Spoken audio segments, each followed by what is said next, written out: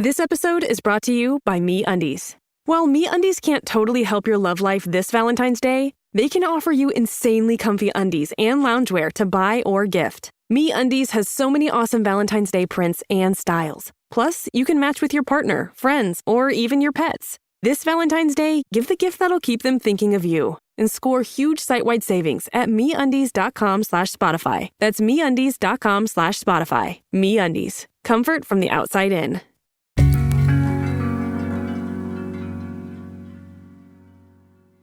It probably won't surprise you to learn that I wasn't much of a sports kid growing up. I come from a family of musicians, not athletes. I managed to get through 4 years at Syracuse without ever seeing a basketball or football game, and I have no regrets.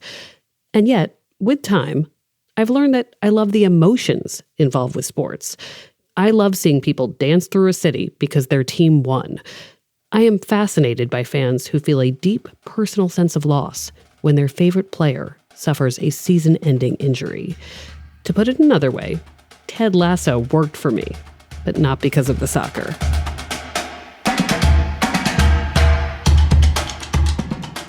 One of the things I'm always curious about when it comes to sports is partnership.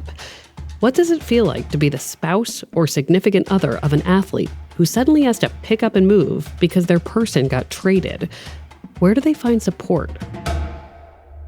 You're pulled to this random city that you probably are not from, and you have no friends or family there, and your husband's gone 4 out of 8 months of the year, so you're spending a lot of time alone.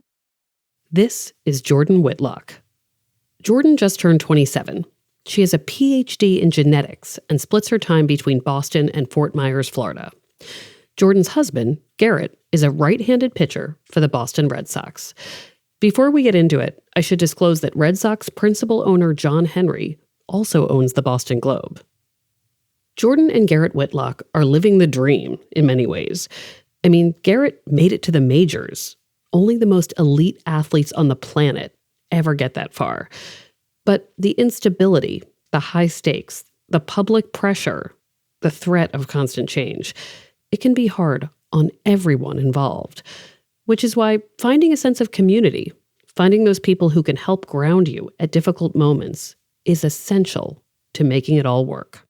We really wouldn't be able to do it because there's just so much that goes on that's unpredictable that you really need those people that are stable, that you can depend on.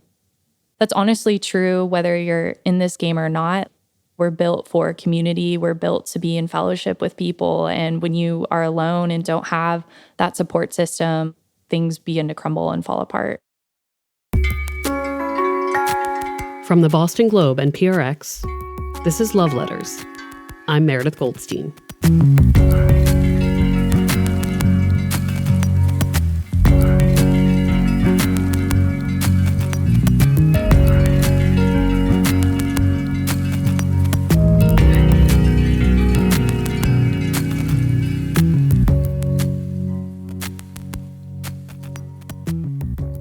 Even a non-sports person like me knows that trades and player moves are part of the deal. You have to accept the possibility that you'll wake up one day and your idol is gone. Locker cleaned out, sent to a rival club in a faraway market. After all, sports franchises are notoriously fickle. Loyalty doesn't necessarily make money or win championships. The Boston Red Sox trade Mookie Betts and David Price to the Dodgers. A blockbuster deal that lands the Milwaukee Bucks All-NBA guard Damian Lillard. It's a 3-team trade. Less than a week after throwing out feelers, the Carolina Panthers, they found a dance partner to trade All-Pro running back Christian McCaffrey, and it's the San Francisco 49ers. For me, I'm most interested in the part of these moves you don't see, because it's often not just the player who makes an abrupt exit. Spouses, partners, children, sometimes extended family, they're affected by these moves too, especially those who've made a home in the city where the team is based. Today, we bring you a 2-part series on the unique lives of pro athletes and their partners, and how they get help from people around them and from each other. We begin with Jordan Whitlock, whom you heard at the start.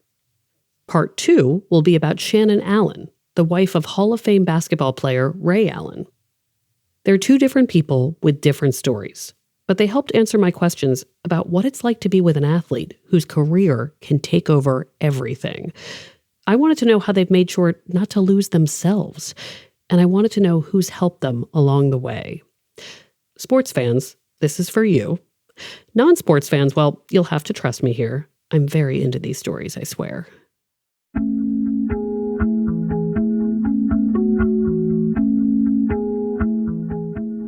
Jordan Whitlock's story begins as a young girl in Woodstock, Georgia, outside of Atlanta. She has a younger sister and her parents, but she also has these next-door neighbors from South Africa, and those neighbors become part of Jordan's family. I kind of grew up with this mixed culture of like sharing holidays and like birthdays and all big celebrations with a blend of like the South African family and their culture and then my traditional nuclear family. So I have 2 additional siblings through that, like one sister and one brother who technically aren't by blood, but we consider them family. When you were younger, what did you think your romantic life would be like as a grown-up? I guess I never really thought about it, right? Like I was a tomboy. I had Nerf guns. I was like outside all the time. I never really was the princess, like, oh, I'm going to have this big fancy wedding and live in a castle and skip through a meadow with this handsome Prince Charming boy. What does capture Jordan's imagination as a young girl is sports, namely soccer. Jordan is tall. She will grow to be 6'2", so she plays some volleyball in middle and high school. But it's soccer that she loves, and it's soccer that earns her an athletic scholarship to the University of Alabama, Birmingham. How was the balance between sports and academics? It's kind of like juggling 2 full-time jobs. So soccer demanded probably like 40 plus hours a week, and then you're in a full load of classes. So you kind of had to just figure out how to balance the 2. I would be running from practice ending at like 9:30 to a class at 9:45 and be like the sweaty kid in the back row with my bag and like grass all over. On the Tuesday of Jordan's first week of college in 2015, she's just finished her freshman orientation. Her soccer coach had informed all the players that if they lose their soccer kit, they'll be kicked off the team. Jordan panics because she just left her gear in a communal washer. I sprinted across campus like a crazy person and into the laundry room. And the second I get in there, I cannot figure out which washer it is. And so I'm like frantically running around, ripping open all these washers, trying to find my stuff. She finally does find it.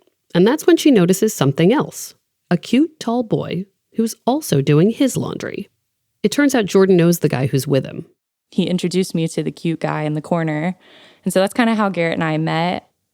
He came up and kind of pulled his laundry out and just made some small talk next to me. And, it was just like, oh, hey, what's your name? You play sports? Cool, me too.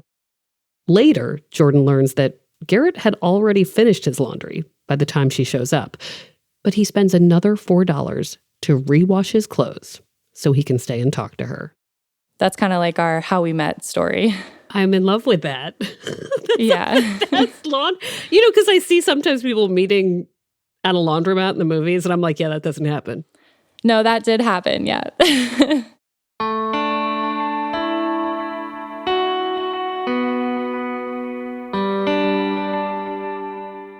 After the meet cute, Jordan and Garrett spend the following days kind of circling each other. They're both student athletes. She's on the soccer team, he's on the baseball team. So they end up in a lot of the same places on campus. One Wednesday night early in the semester, Garrett's roommate, Kyle, with whom Jordan has a chemistry lab, engineers a late-night restaurant outing for the 3 of them. He literally third-wheeled us hanging out at this barbecue joint in downtown and forced us to be in the same space and made sure I had his number. Jordan then invites Garrett and a friend of his to her family's house back in Georgia over Labor Day weekend. But on that trip, just like at school, everything's squarely in the friend zone. Jordan starts to wonder if this crush is actually going to turn into anything. And then it was right before Halloween. We still were kind of just hanging out, and he hadn't asked or made anything official yet. And so finally I looked at my soccer roommates and I was like, all right, if Garrett doesn't ask me out literally tomorrow, I'm done. And so I guess they left the room and literally went and found him, and he came and took me on a date that night and asked me to be his girlfriend.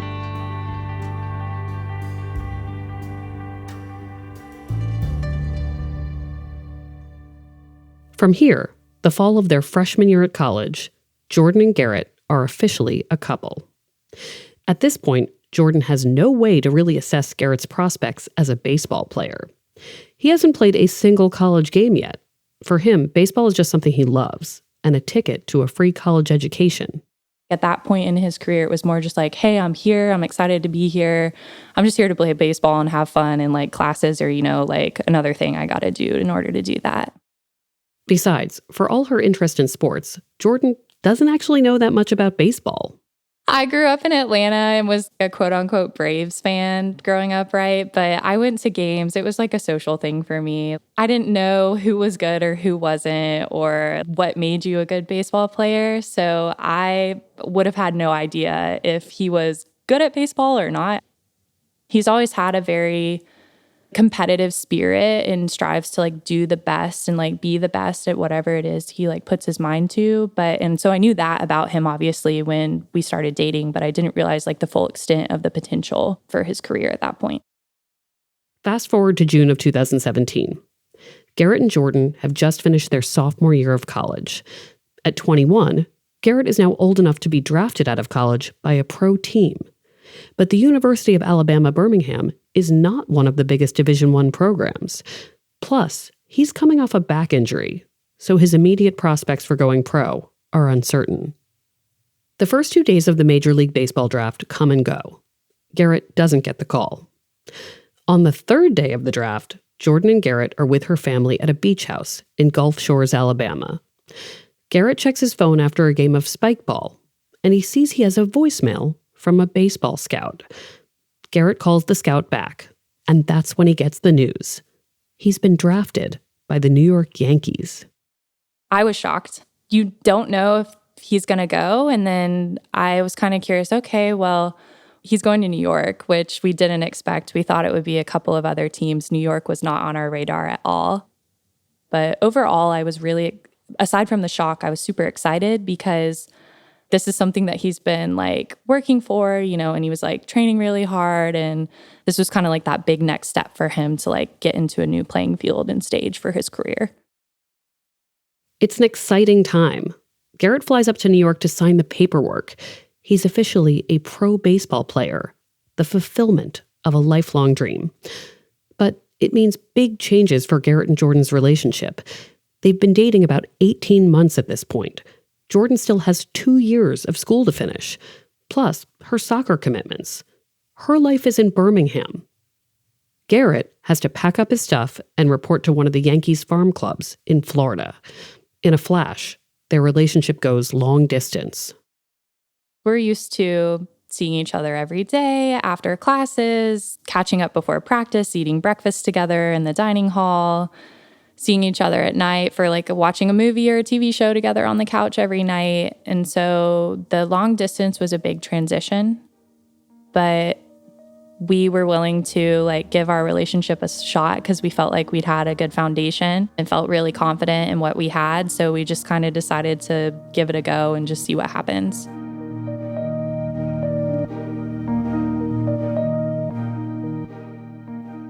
These first few weeks apart in the summer of 2017 are the first taste of a new life for Jordan and Garrett, a new reality. They've officially joined the ranks of all of those sports families out there who live at the mercy of the sports gods.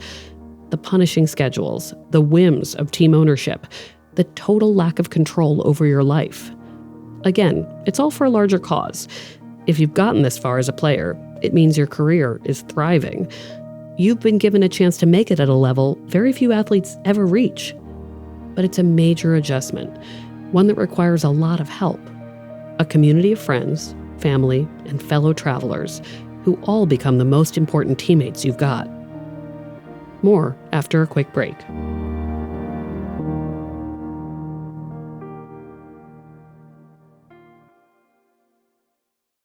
Here at Life Kit, NPR's self-help podcast, we love the idea of helping you make meaningful lifestyle changes.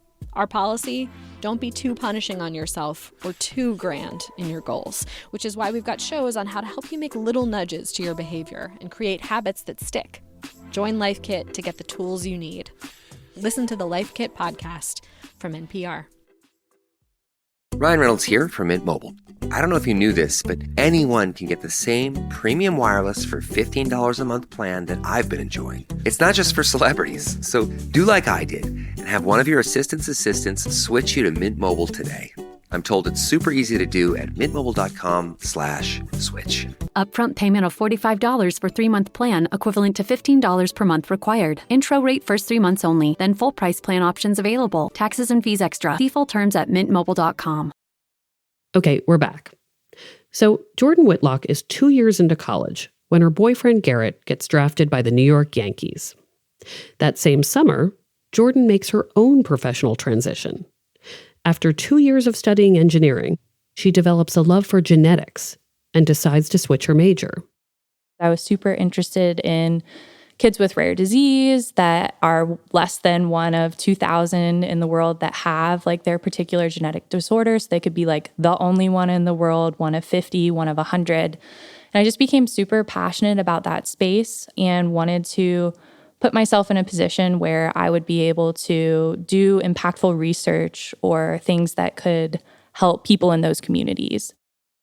Garrett, at this point, is starting to work his way up through the Yankees farm system, first in the Gulf Coast League in Florida, and then with the Pulaski Yankees of Pulaski, Virginia, in the Appalachian League.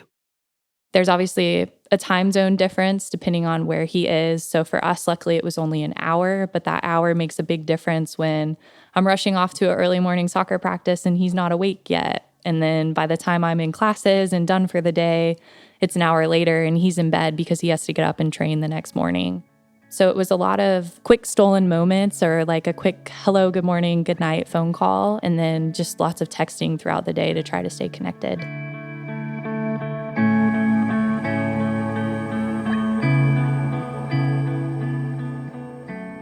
This is when Jordan really starts to recognize and value community, and she finds it in a couple of places.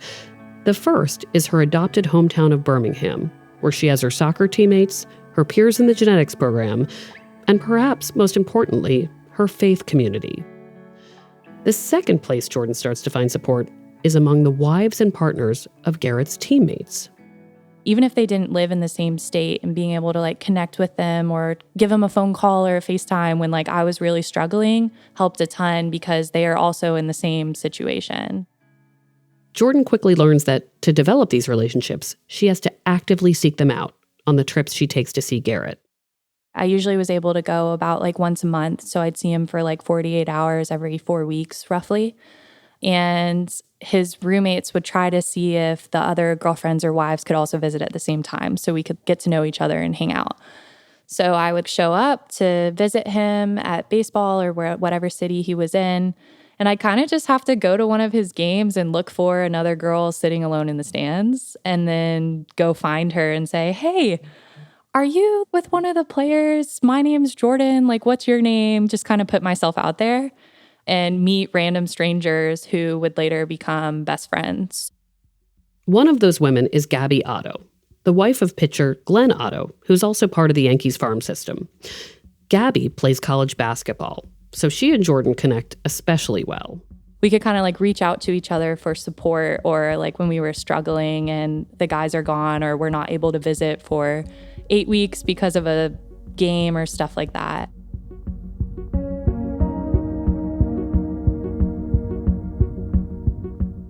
Minor league baseball is a grind.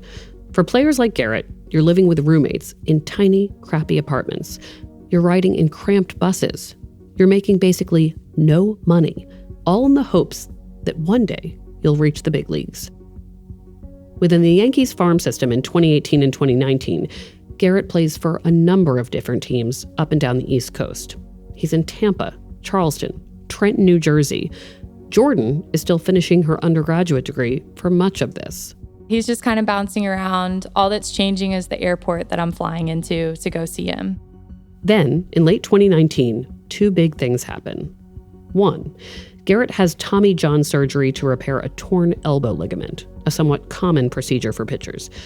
Two, he and Jordan get married at a vineyard north of Atlanta. When the COVID lockdown hits in the spring of 2020, it works out pretty well for the two of them. Normally, Garrett would have to do his rehab and recovery at team facilities in Florida, but with everything shut down, he can't go anywhere.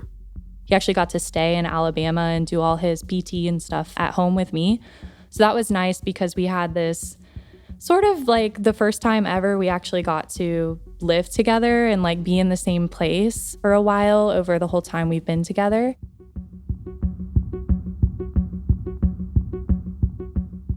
Up until this point, with Garrett's athletic success far from guaranteed, they figure it's Jordan's career that will be their plan A.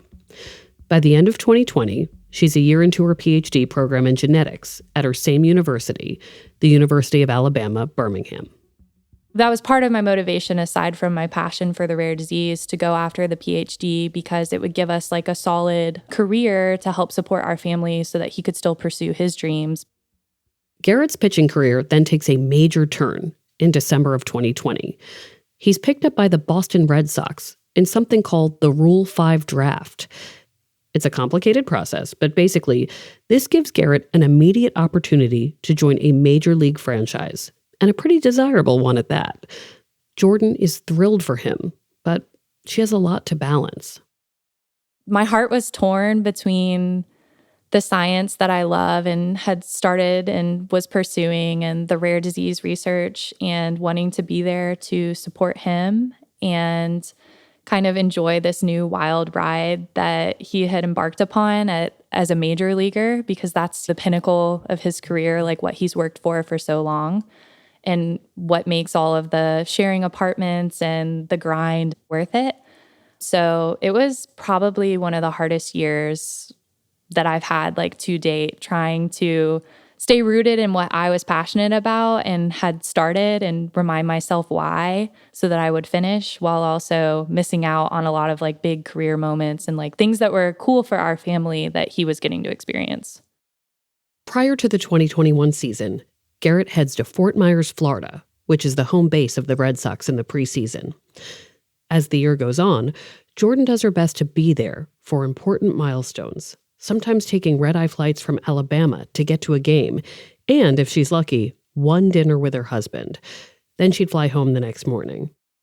Thankfully, my mentor for my PhD, she kind of knew our situation going into my school, and so I was able to tell her, hey, if he makes it to the big leagues, I'm not missing his debut. Like, I will just tell you if I'm sick if I have to. So I got to be there for his debut, which was cool. He played in his first game on Easter Sunday, which was special for us. The major league debut, however, of Garrett Whitlock, he was really impressive in spring training, a Rule 5 guy. Martin Perez will go in Game 2 against Tyler Glasnow, and swung on and missed. He put him away. First major league punch out for Garrett Whitlock. So Jordan makes it to Garrett's biggest moment so far, his major league debut. Even better, Garrett performs really well then, earning high praise from Red Sox manager Alex Cora. But there's a lot Jordan can't be there for. She can't be there if Garrett gets injured, or if he has a bad game and is getting beaten up in the media. She also misses out on some of the charity and community outreach events put on by the Red Sox organization. I can't help gather socks for the homeless or do the fashion show runway that raises funds for the local community because I'm not around. So it's more missing out on the hard moments and then the opportunities and events where I get to kind of get connected in his world and meet the people he spends the day-to-day with and their significant others. This goes both ways too, because you're doing exciting work. Can you tell me what the thesis was about at the time and what you were experiencing in your PhD? Some of my PhD was focused on gathering this model for this rare disease called Schinzel-Gideon syndrome. There's less than 100 kids in the world that have it, so it's considered ultra rare. And I was trying to understand what is the cellular or tissue-specific mechanism that's kind of driving and making these kids sick. I felt like he wasn't missing out on as much at home as I was missing out with his life, just because I sit at a lab bench in a room with no windows, or I'm sitting on a computer programming all day. Whereas he's going to baseball games and traveling to cities and flying on like a plane and doing all this cool stuff. But like, it seems like it's also lonely on you're both having to be lonely sometimes. Yeah, you are lonely a lot. Thankfully, we had the opportunity during that time while he was home injured to really build a solid community of other couples and married people that kind of helped us, was like the glue that held us together.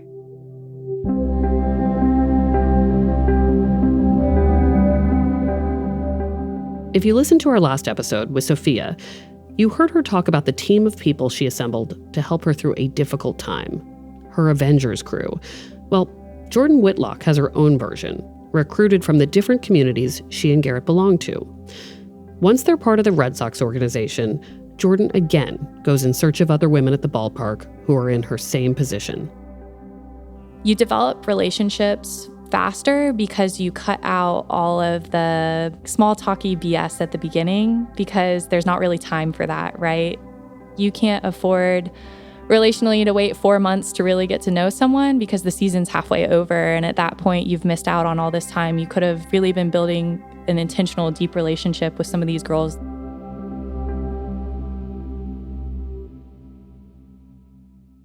She's met some of her closest friends within the Red Sox orbit, including Abby Houck, the wife of Red Sox pitcher Tanner Houck, and Bree Madden, the spouse of Red Sox staffer Charlie Madden.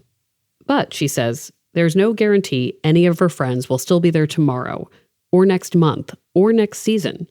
So she and the other partners stay connected in other ways, like the book club Jordan is a part of, for example.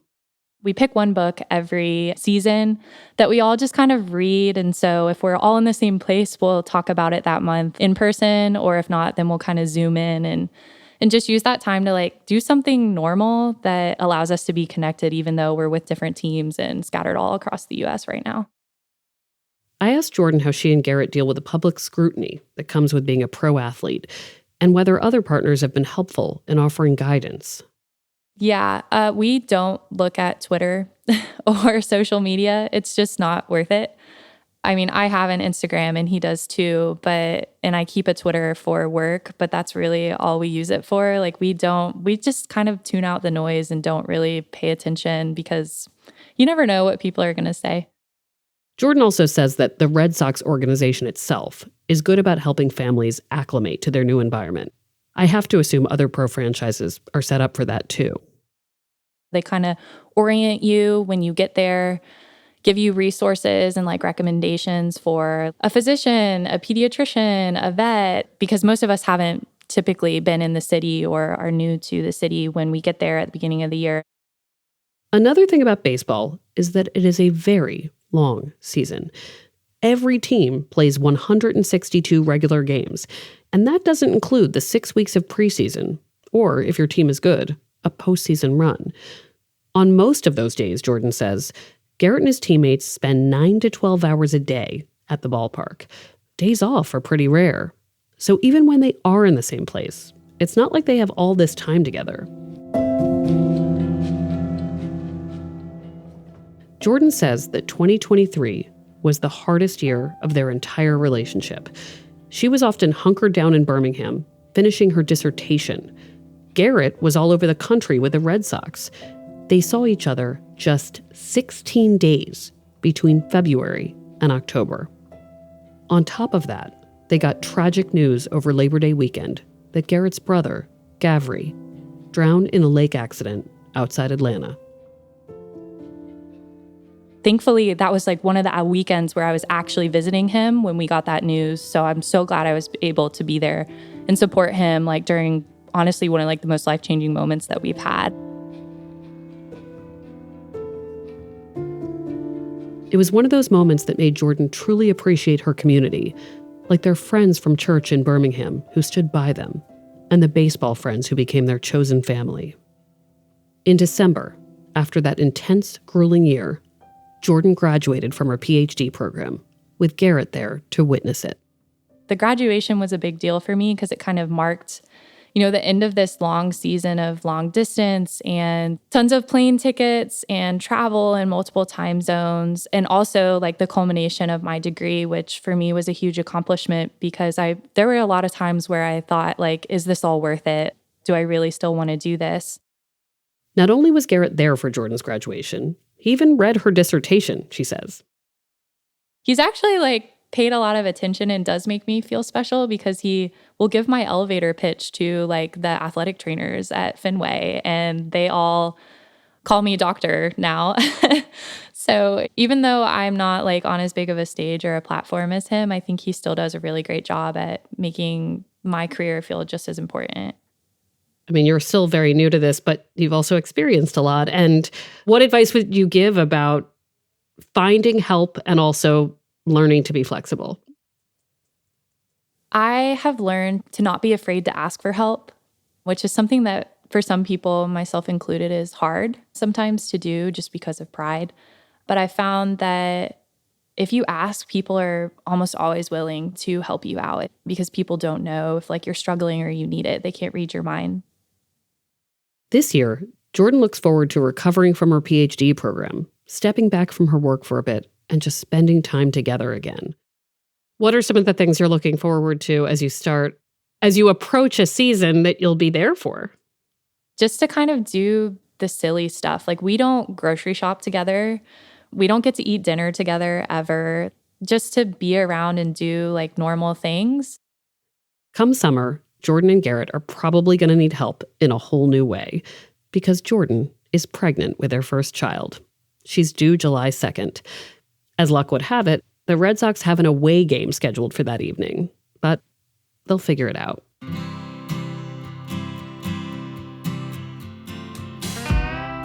I've had to kind of learn it doesn't matter what apartment or what city I live in as long as I'm with Garrett.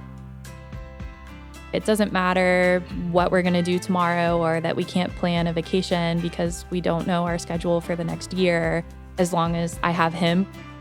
Because that's what's like most important, is just like being able to be with him and like being able to be together.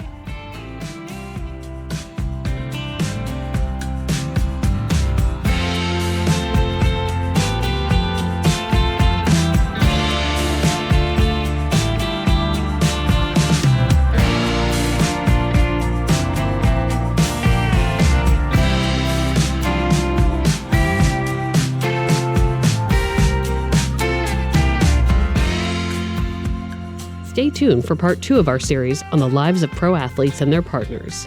Next, we'll talk to Shannon Allen, the wife of former NBA star Ray Allen. Love Letters is a production of the Boston Globe and PRX. Today's episode was produced by Jesse Remedios and Scott Hellman. Ned Porter does our audio mixing, sound design, and mastering. Jordan's interview was recorded by Jared Gonzalez. Maddie Martell does our audience engagement. Special thanks to Linda Henry. Our music is from APM. Remember, Love Letters is also an advice column. Send a letter about your problems to loveletters@boston.com. We're online at loveletters.show. Did you say PlayStation? What game? Like, do you play games together? We do. I got sucked in, so... What do you play? We play a lot of like Call of Duty together. I also play the Hogwarts Legacy. The long distance is nice because we can like game together as like a date night, even though we're not together. I'm Meredith Goldstein.